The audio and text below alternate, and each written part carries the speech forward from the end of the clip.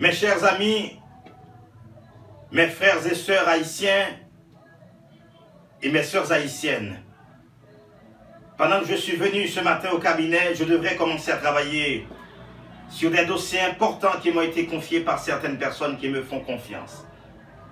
Mais avant, il y a une conscience qui m'interpelle. Je me suis dit, il faut placer quelques mots. C'est vrai, je prends plaisir à écrire des textes, à écrire des articles sur le droit, sur la société, sur des faits saillants de l'actualité. Je partage ce que je comprends du monde. Mais aujourd'hui, je me sens un petit peu affaibli. Affaibli par ce qui se passe particulièrement avec ce virus dévastateur qui ravage une bonne partie du monde. Et c'est le monde entier qui est à genoux aujourd'hui. Le monde est paniqué.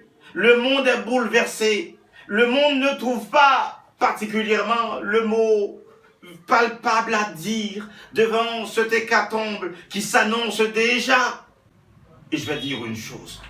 Les grandes puissances mondiales ne sont pas à même de tenir tête devant ce virus dévastateur Covid-19. Le monde est paniqué, les grandes puissances sont bouleversées parce que c'est comme une arme invisible qui attaque tout le monde sans qu'on ne soit pas capable de se défendre. Et il y a une chose qui est terrible, je vais dire aujourd'hui. Si on vous attaquait particulièrement avec des bateaux de guerre, on saurait comment se défendre. Si on vous attaquait particulièrement avec des bombes, on pourrait déployer des anti-missiles, etc. Mais c'est un virus qui vous attaque. Il ne sonne pas. Il ne vous dit pas quand il arrivera. Et c'est ça le grand problème. Je suis bouleversé puisque je suis quelqu'un qui appelle toujours l'homme du monde à avoir une conscience planétaire. Je suis de ceux qui comprenaient déjà les idées de Montesquieu quand il croyait qu'il n'était pas seulement français, mais il est un homme du monde. Je suis comme particulièrement les écrivains du XVIIIe siècle qui n'écrivaient pas seulement pour les Français, mais qui écrivaient pour le monde. Je suis de cette réalité, c'est pour cette raison que je me sens affecté. Mais il y a une chose que je dois dire.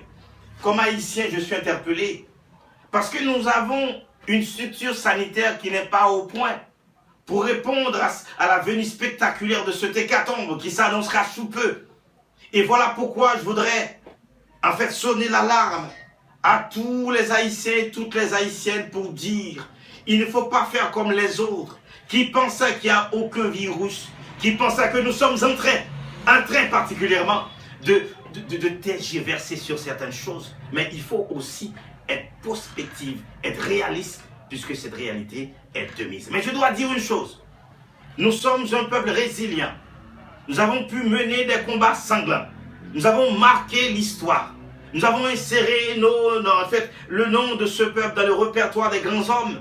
C'est pour cette raison, je pense que vous allez avoir la capacité de résister. Et vous résisterez, je le pense. Mais une chose est certaine, il faut qu'il y ait des actions concertées. Il faut penser aux plus faibles et il faut dire quelque chose parce que le peuple doit se relever.